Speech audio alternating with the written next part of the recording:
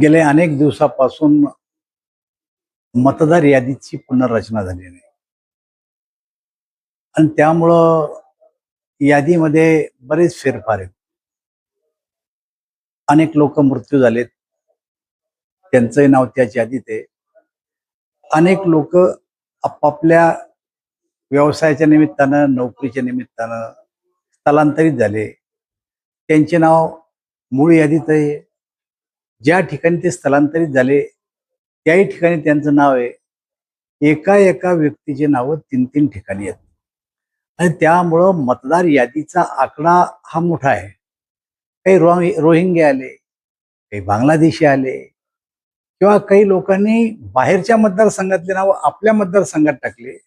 त्या व्यक्तीची नावं दोन्ही ठिकाणी. उदाहरणार्थ भोकरदन तालुक्यातले कोठरा बाजार झालं, भोकरदन झालं, संभाजीनगर जिल्ह्यातलं वरुड झालं. या ठिकाणची एका विशिष्ट समाजाची नावं जवळपास 20 ते 25 हजार नावं शिल्लोड विधानसभा मतदारसंघात टाकलेली आहे. आता त्या टाकलेल्या नावाला जर त्या ठिकाणीच राहायचं असेल, SIR मध्ये जर त्यांनी तिथं राहायचं म्हणलं तर त्यांची मूळ यादीतून नावं मायनस होतील आणि त्यामुळे एक शुद्ध प्रकारची यादी तयार होईल. हा प्रयोग बिहारमध्ये बी झाला, हा प्रयोग पश्चिम बंगालमध्ये बी झाला, आता मध्य प्रदेश, गुजरातमध्ये बी चालू आहे आणि आता महाराष्ट्रातही चालू आहे. मला असं वाटतं यादीचं शुद्धीकरण चालू आहे. त्याच्यामध्ये ज्या ज्या काही अटी आहेत त्या अटीची पूर्तता सगळ्यांना करावं लागणार आहे. घरोघर जाऊन त्याची जे काही BLO आहे ते चौकशी करतायत. माझं मत आहे की नागरिकांनी योग्य ती माहिती त्या BLO ला द्यावं आणि यादीमध्ये आपलं नाव आहे का नाही, 4 ऑगस्टला ही यादी पुन्हा प्रसिद्ध होणार आहे. यादीत नाव असेल तर चांगली गोष्ट आहे, नसेल तर पुन्हा फॉर्म भरून आपलं नाव यादीत टाकलं पाहिजे. एक राजकीय बातमी आहे. विनोद तावडे यांनी एकनाथ खडसे साहेबांची भेट घेतली आणि राजकीय चर्चांना उधाण आलं. त्याबद्दल काय सांगा? हे बघा, कोणी कोणाला भेटला की त्याला राजकीय उधाण येतं.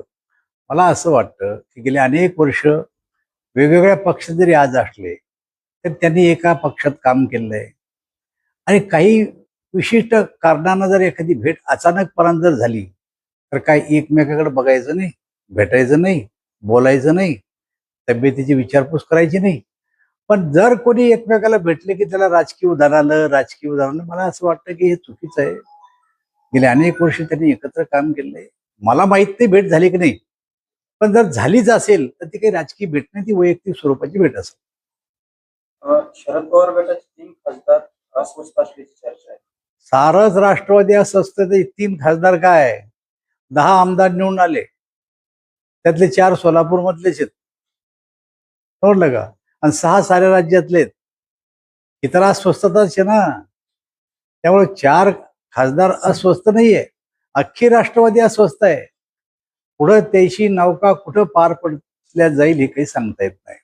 काँग्रेसने एक आंदोलन सुरू केलं राम मंदिराच्या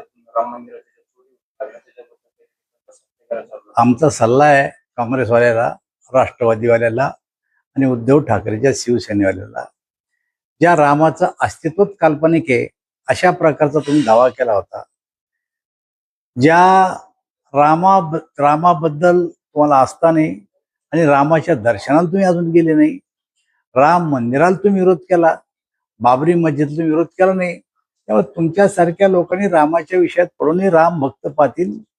आणि मला असं वाटतं की सरकारने SIT बसवलेली आहे. SITच्या चौकशीमध्ये समोर येईल त्याला आमचं सरकार कुठल्याही प्रकारची माफी देणार नाही, ही गोष्ट लक्षात घ्या.